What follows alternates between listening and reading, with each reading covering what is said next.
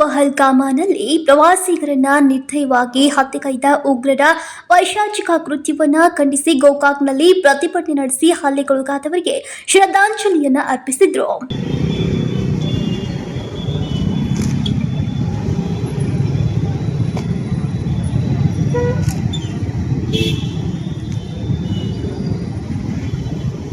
ಬಿಜೆಪಿಯ ನೂರಾರು ಕಾರ್ಯಕರ್ತರು ಶಾಸಕ ರಮೇಶ್ ಜಾರಕಿಹೊಳಿ ಗೃಹ ಕಚೇರಿಯಿಂದ ಕೆಎಂಎಫ್ ನಿರ್ದೇಶಕ ಅಮರನಾಥ್ ಜಾರಕಿಹೊಳಿಯವರ ನೇತೃತ್ವದಲ್ಲಿ ಬಸವೇಶ್ವರ ವೃತ್ತದವರೆಗೆ ಪಾದಯಾತ್ರೆ ಮಾಡುವ ಮೂಲಕ ಪ್ರತಿಭಟನೆಯನ್ನ ನಡೆಸಿದ್ರು.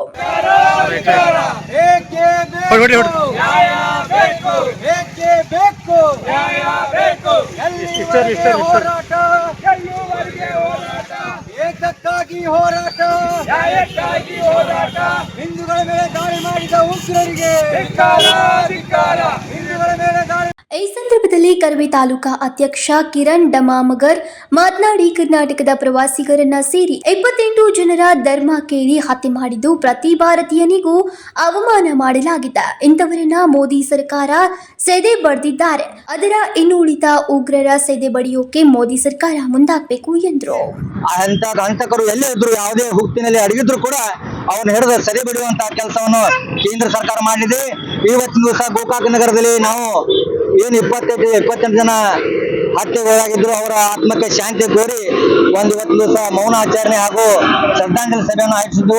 ಈ ಒಂದು ಶ್ರದ್ಧಾಂಜಲಿ ಸಭೆಯಲ್ಲಿ ಭಾರತೀಯ ಜನತಾ ಪಾರ್ಟಿ ಅಷ್ಟೇ ಅಲ್ಲದೆ ಹಿಂದೂ ಪರ ಸಂಘಟನೆಗಳು, ಕನ್ನಡ ಪರ ಸಂಘಟನೆಗಳು, ರೈತ ಸಂಘಟನೆಗಳು ಹಾಗೂ ನಂತರ ಮಂಜು ಅಮ್ಮನಿಗೆ ಮಾತನಾಡಿ, ಉಗ್ರವಾದಿಗಳು ನೇರವಾಗಿ ಭಾರತೀಯ ಸೈನಿಕರ ಜೊತೆ ಹೋರಾಡಬೇಕಿತ್ತು.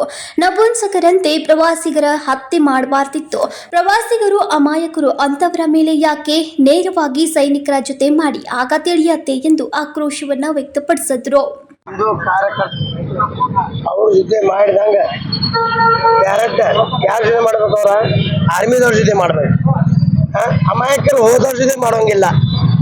ಬರ್ರಿ ಅವ್ರ ಸಟ್ ಹೊಡೆದು ಬರ್ಲಿ. ನಮ್ಮ ಹಿಂದೂ ಯಾರು ಆರ್ಮಿದವ್ರ ಜೊತೆ ಬರ್ಲಿ.